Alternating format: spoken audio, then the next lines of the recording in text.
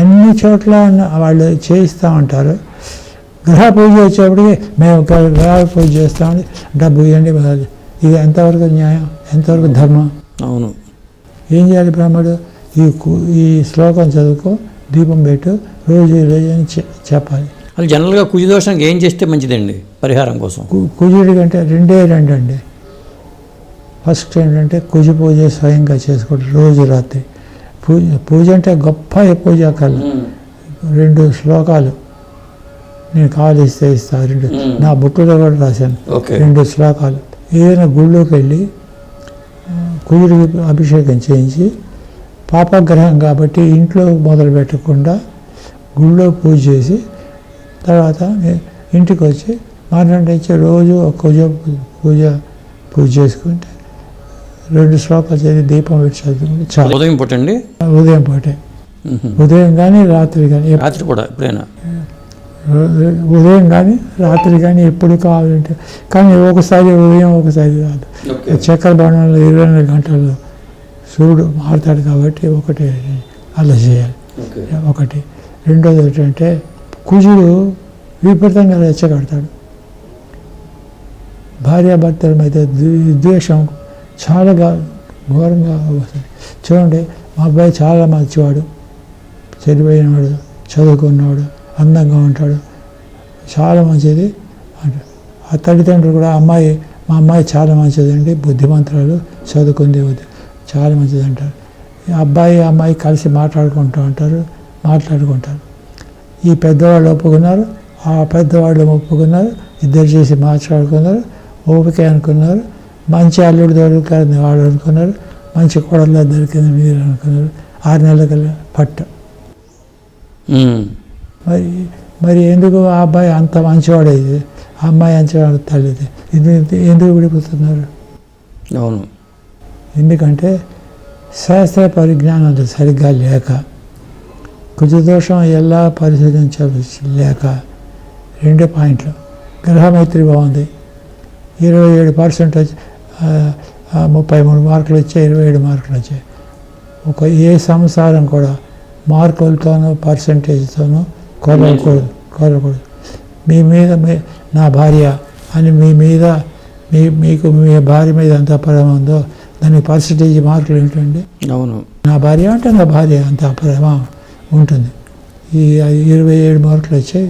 భగవద్గీత బాగుంది, చేయండి. తర్వాత ఏమీ సూక్ష్మమైనటువంటి అంశాలు ఉన్నాయో 27 అంశాలు పరిస్థితి.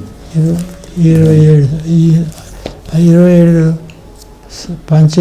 ఫలిస్తే అని. లగ్నాధిపతులు, రాశ్యాధిపతులు, లగ్న కూటమి, తారాబలం, చంద్రస్థానం, కాలసర్పదోషం ఇవన్నీ చూడాలండి వివాహానికి. అన్నీ చూడాల్సింది. ద్వితోదశ దోషము, నవపంచమ దోషము, షష్టాష్టక దోషము, వధూవరుని ద్వితీయం, అది ద్వాదశం అంటారు కదండి. వధువురిని పంచమం అంటే సంతానం గురించి కూడా. వధువురిని సప్తమ స్థానం, అది వివాహ స్థానం కాబట్టి. వధువురిని అష్టమ స్థానం అంటే ఆయుష్ కూడా. గుణమేళన, గుణపొంతన, నాడీ దోషము, మృగవైరం, లగ్నాధిపతి నివాసము, సప్తమాధిపతి స్థితి, అష్టమాధిపతి స్థితి, రజ్జు దోషము. ఇన్ని చూసి మన వివాహాన్ని నిర్ణయించాలి. ఇది చూడాలి. ఇంకా నేను 2-3 రాయలేదు ఇక్కడ. ఎందుకంటే రాయకూడదు బాగుండదు. అంటే పురుషుడికి అంటే మగతనం ఉందా లేదా అని, లేకపోతే పురుషుడిని ఈ అబ్బాయి నా పురుషుడు పురుషార్థి కాదని నేను రాసుకుంటాను. నాట్ గుడ్ అని రాస్తాను. ఇక్కడ నాట్ గుడ్ రాసి సొంత ప్రతిదానికి గుడ్ వివాహం చేయవచ్చు రాసి స్టాంప్ వేసేస్తా. అట్లాగా ప్రతి ఎవరు వచ్చినా సరే. మీరు ఎంతమంది చూసింటారు ఇప్పటికి? అట్లా ఎంతమంది చూసింటారు వివాహ పొంతన? వేరే మంది చూసారు. అన్నీ సక్సెస్ఫుల్గా ఉన్నాయండి ఇంతవరకు కూడా. మళ్ళీ చెప్తున్నా, ఇంతవరకు కూడా ఇన్ని సంవత్సరాల్లో ఒక్కడంటే ఒక్కళ్ళు వచ్చి మణిగారు చెప్పింది ఫెయిల్ అయింది అని పరాశరి ఆశీర్వాదాలు అదే ఎవ్వరు కూడా ఇంతవరకు మేము ఫెయిల్ అయింది అనేది మీరు చెప్పినట్టు చేయకుండా వేరే చేసామండి అని ఏడుస్తూ వచ్చేవాడు.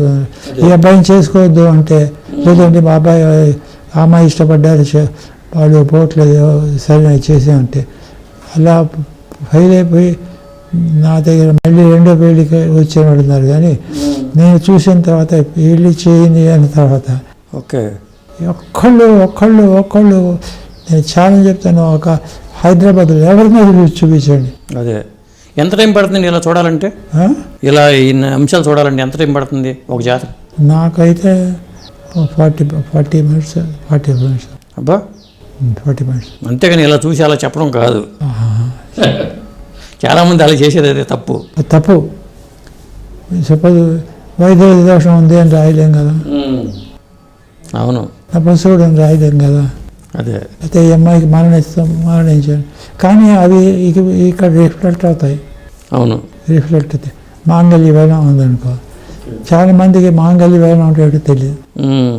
నేను చెప్తానండి మాంగళ్య. అదే ఒక్కసారి చెప్పండి, మాంగళ్య బలం అంటే ఏంటి అసలు? మాంగళ్య వైనం అంటే చాలా మందికి మాంగళ్య వైనం అంటే ఆ అమ్మాయికి, స్త్రీకి భర్త పోతాడు, చనిపోతాడు, వైధవ్యం వస్తుంది అనేది అదే తప్ప వేరే ఉద్దేశం జాతకంలో ఎవరికీ లేదు.